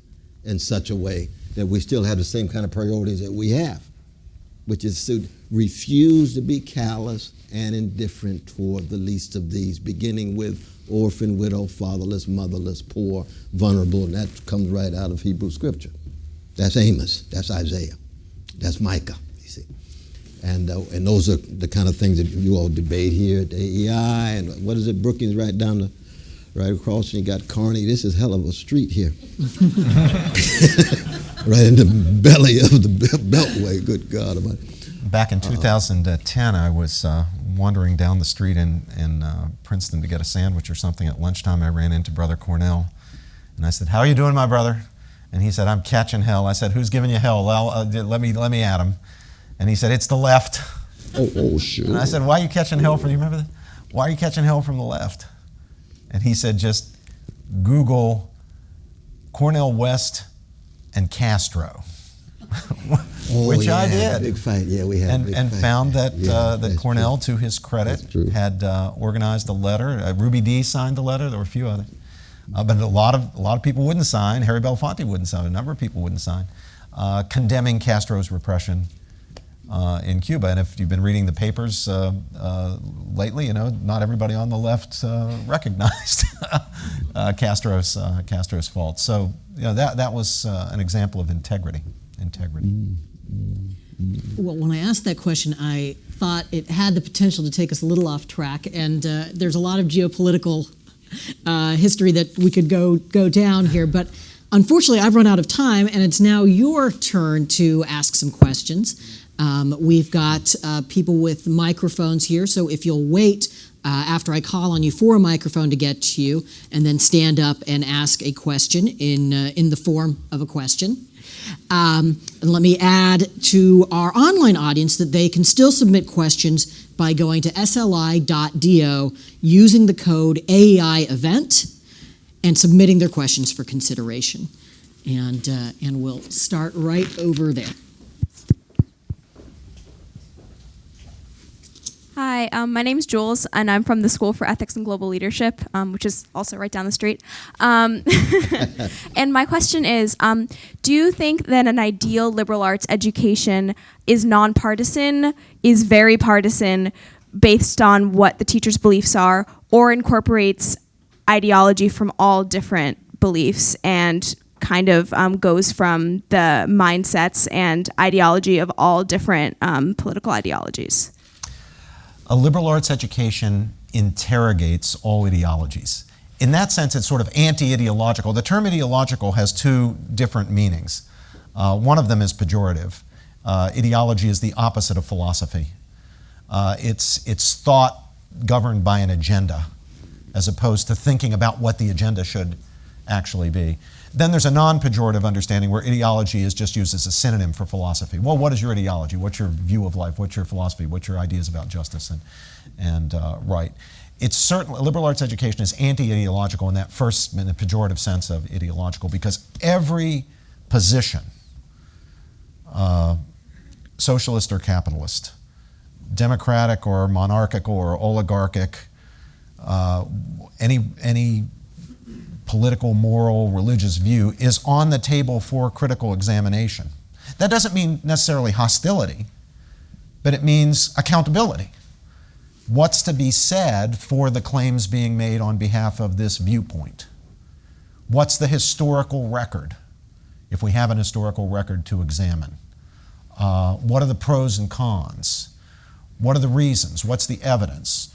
What are the arguments? So in that way, I think it's necessarily nonpartisan.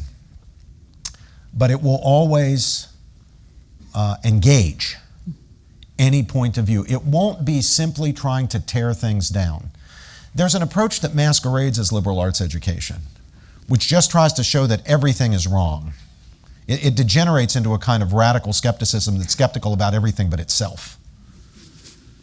That's not what we're talking about here. I mean, if you come into a classroom where Cornel and I are teaching, we might be examining C.S. Lewis's Abolition of Man this week, or John Dewey's A Common Faith, or Newman's idea of a university, or Marx's Communist Manifesto.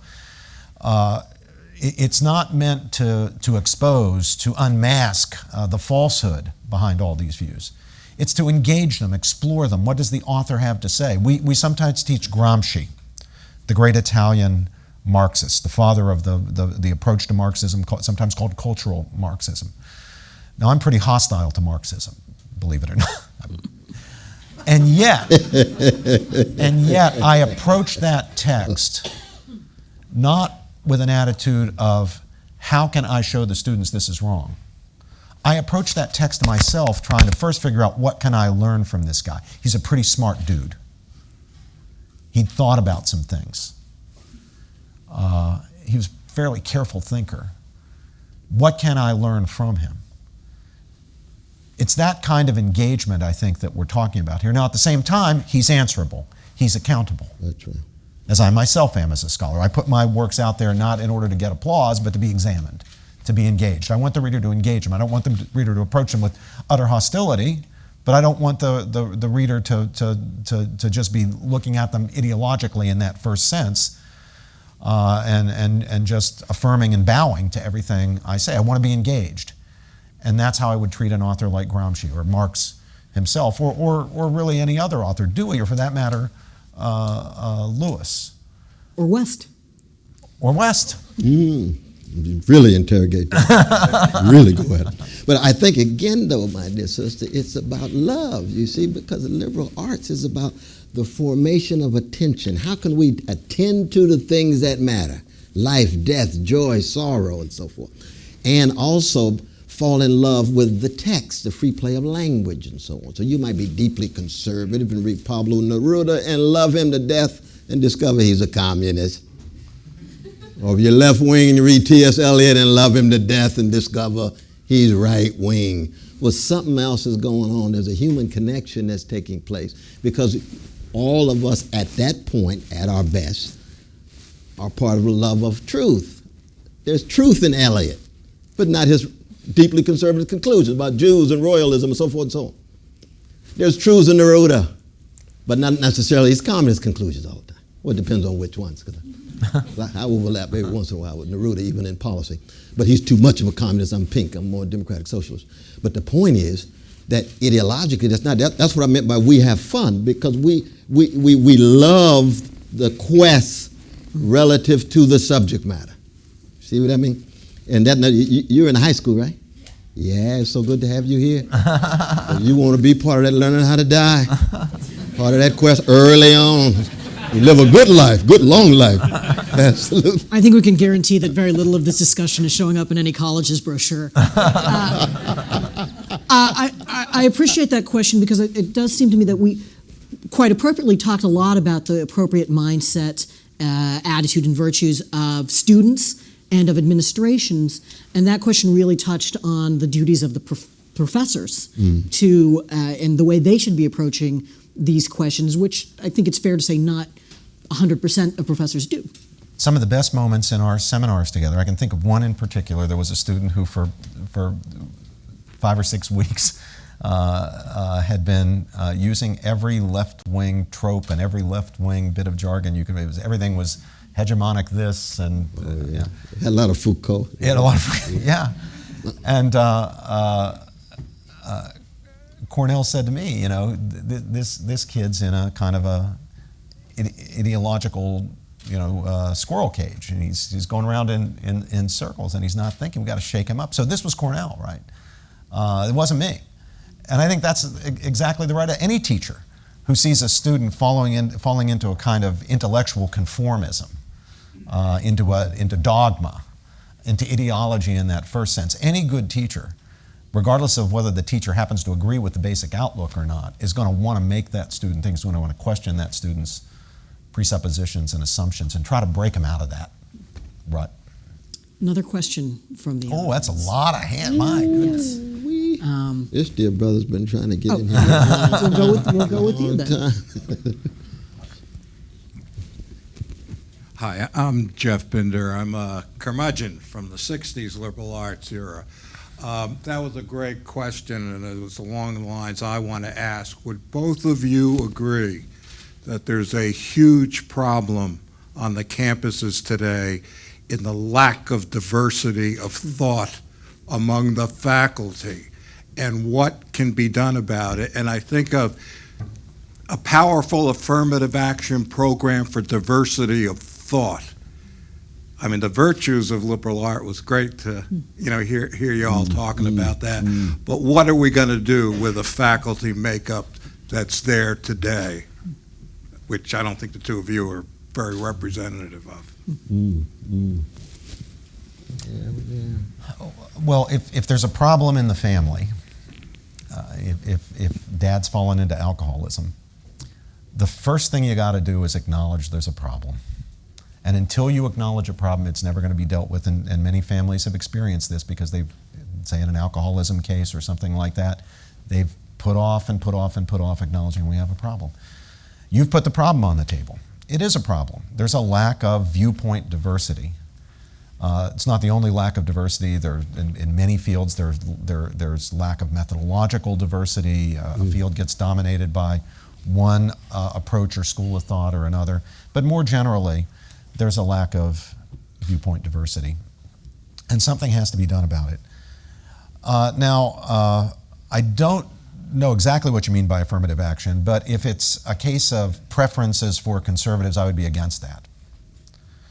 Why do we have the problem? Well, I've heard liberal colleagues give several amusing, they don't know they're amusing, but they are amusing explanations. Well, the academic life attracts intelligent people, and conservatives aren't as intelligent. Even better, the one I like is, academic life is not heavily remunerated. It's not a well-paid profession, and conservatives really like money more than liberals, and therefore conservatives go into business instead of into academia. And then there's the old, gee, I don't know.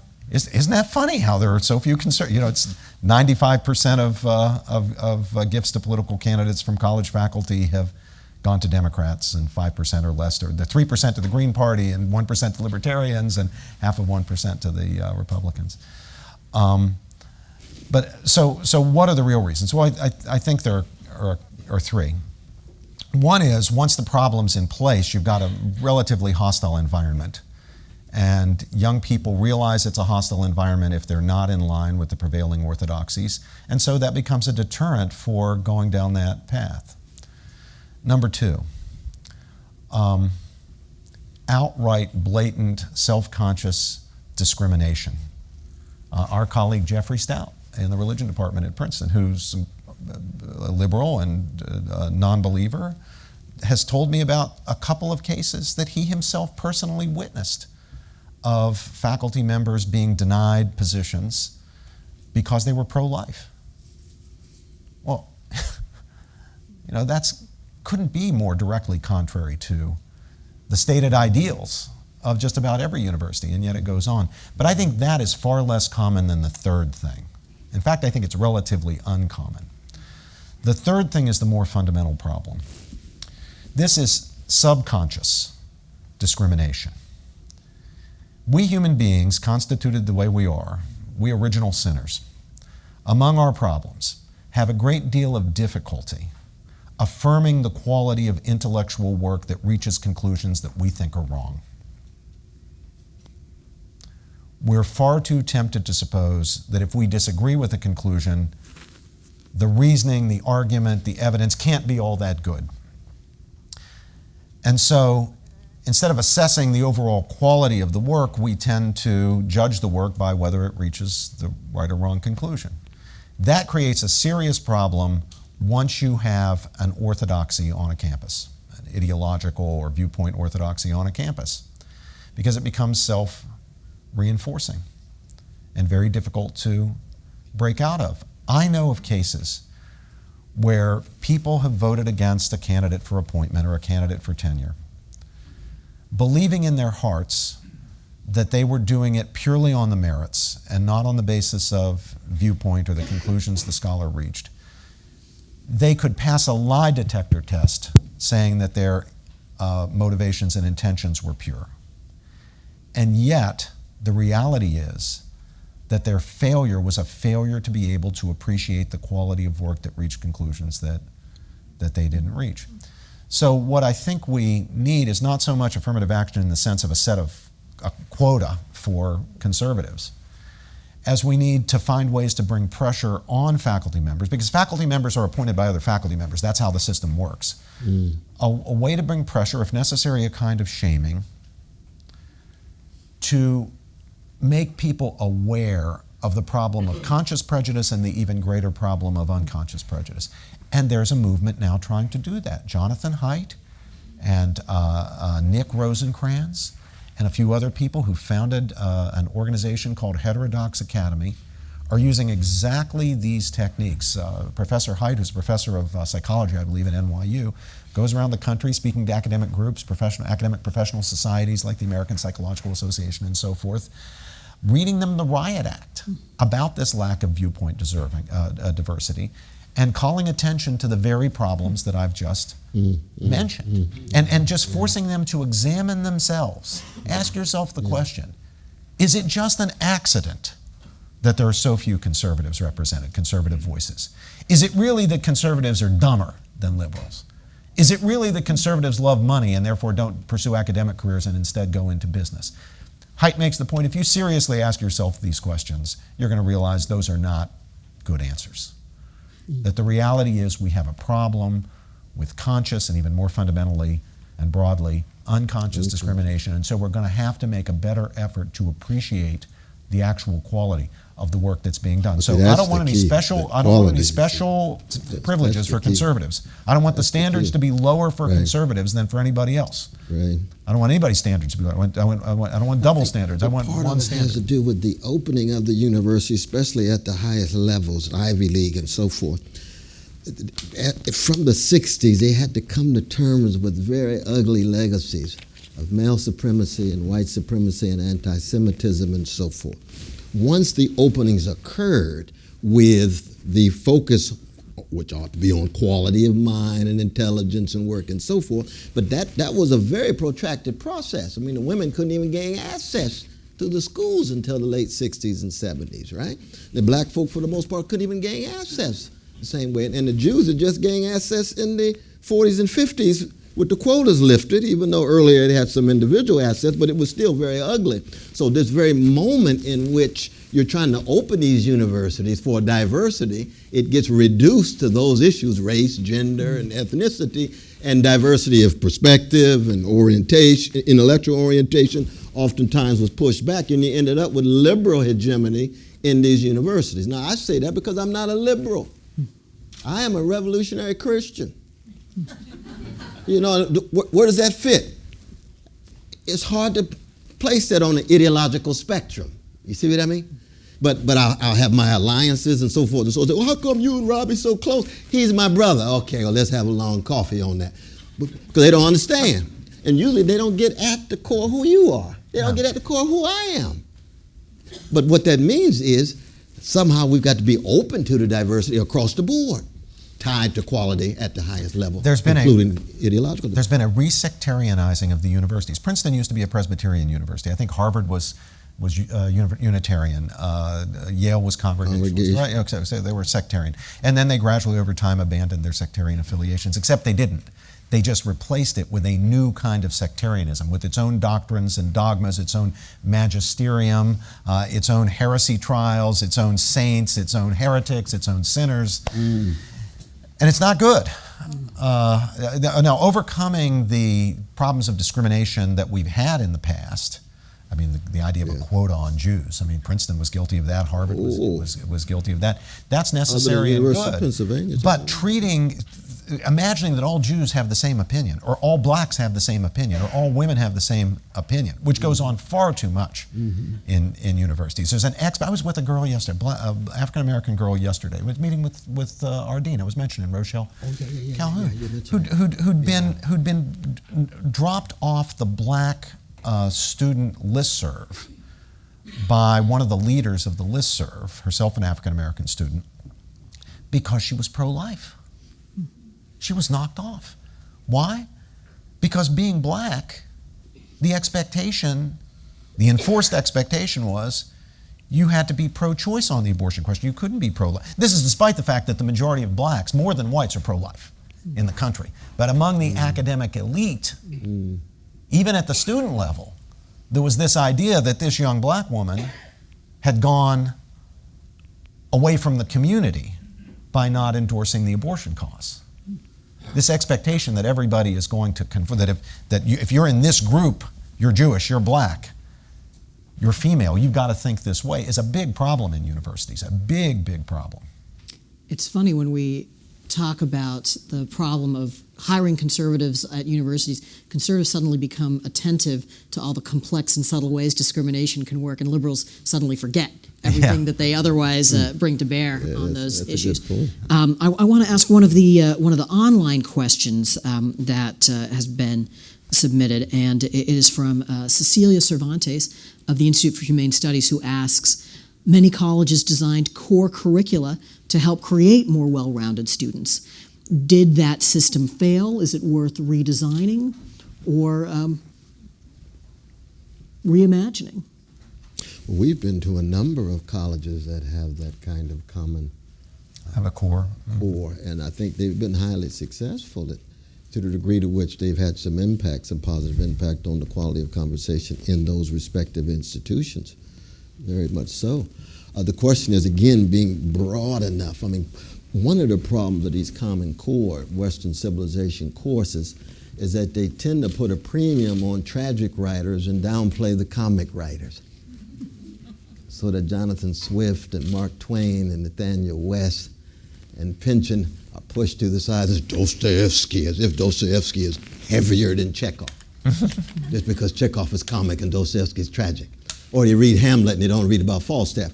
So that there's a sense in which if you're going to have these Common Core, it's got to be broad enough intellectually. And, of course, a variety of different voices from different cultures and different genders and different colors. This takes us back to the gentleman's question right here. I think having a core, a well-designed core, is a good thing, although I don't think it should be one that it completely pushes aside student choice. There's just too much now. There's just too much good stuff for students to read to fit it all into a course. So choices are going to have to be made, and the choices shouldn't be made exclusively by the university or college. Some of those choices should be made by the students as well. So I wouldn't want to turn the whole world into a kind of St. John's of Annapolis. As valuable as I think a valuable service as St. John's in Annapolis and Santa Fe both perform. There should be such institutions. But I don't think that all of our institutions or most of our institutions should go down that road. So I think a modified, qualified core can be useful because there are some texts that all students should engage. They should become a common currency of our intellectual discourse. The Bible, by the way, should be one of them. Because without understanding the Bible, you're not going to be able to understand most of the other great thinkers in the Western tradition, with the exception of the pre-Christian Greek thinkers and Roman thinkers and so forth. But the Jewish thinkers, the Christian thinkers, if you don't understand the Bible, you're going to miss an awful lot of Shakespeare. But that's just an aside. I do think a properly constructed core would be a good thing, but it's not going to do you any good unless you have the faculty to teach it. And if everything is being taught, let's say, through a Foucaultian lens, then you can just throw away your core because it's not worth anything. If you have ideologized teaching, in that pejorative sense of ideologized, if you have ideologized teaching because you have a faculty with no viewpoint diversity, and a faculty that is going to be teaching in an ideological manner, then it doesn't matter what the students are reading. It's not going to do the students any good. You know, they might be reading the best stuff. They might be reading Aristotle. They might be reading Shakespeare. They might be reading Augustine. They might be reading Dante. But if their perspective on the author is being colored by a single ideological viewpoint, I don't know what you've accomplished. To what extent do you both think that's what we have right now? Well, in most places we no longer have a core. No, I don't mean a core. I mean the teaching. I mean ideological. Ideologues. At just about every university, there are plenty of good non-ideological scholars. Yeah. But there are plenty of, at most places, plenty of ideological scholars. And sometimes whole departments don't include competing points of view. Like, there are women and gender studies departments where the late and very great Elizabeth Fox Genovese would not be welcome, even though she was one of the founding mothers of women's studies. There are women's studies departments where unless you conform to whatever that department's particular feminist orthodoxy is, and of course there are many different forms of feminism, but sometimes the ideology is very tight, and unless you conform, you're not part of the picture. Imagine at many women's studies or gender studies departments, if you're pro-life, are you going to have access to that department no matter how good your work is? Unfortunately, probably not. So the viewpoint diversity issue is, I think, very important, not only for universities as a whole, but for particular departments. We have time for, unfortunately, just one more question. So think carefully about what you want to ask, and I'm going to go to you. Yes, you're the great winner here.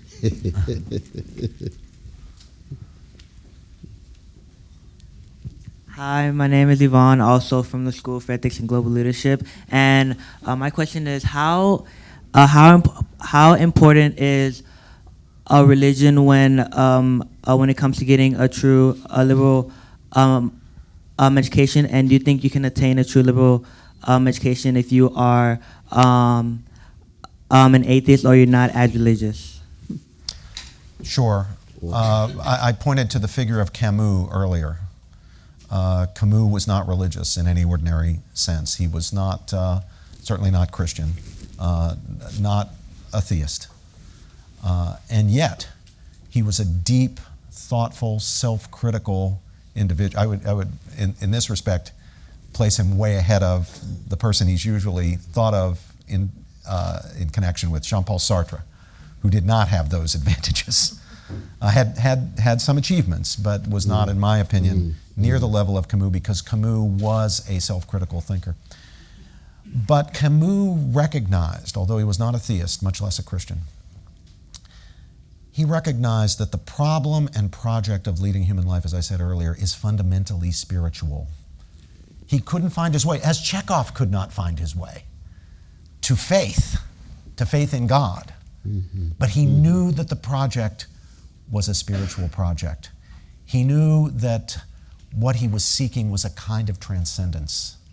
He knew that the human person was an individual who transcended his own appetites and could exercise control over those in the name of something higher than those appetites or feelings or emotions. So yes, I mean, the advantages of a liberal arts education are available to the non-theist, to the non-believer, although for that person, as it was for Camus, belief always has to be on the table as a possibility. Just as for the believer, like me or like Brother Cornel, Nietzsche and that powerful criticism of Christianity and of belief is also on the table. He's the specter, he's the ghost haunting the discussion. For Camus, it might have been St. Thomas Aquinas or St. Augustine, or indeed Plato, who's a very religious thinker. Cornel? Absolutely, but no, my dear brother, every great atheist is deeply rooted in wrestling with the history of religion, because they have to know what they're rejecting. But every great religious thinker is wrestling with the history of atheism. So it's no accident.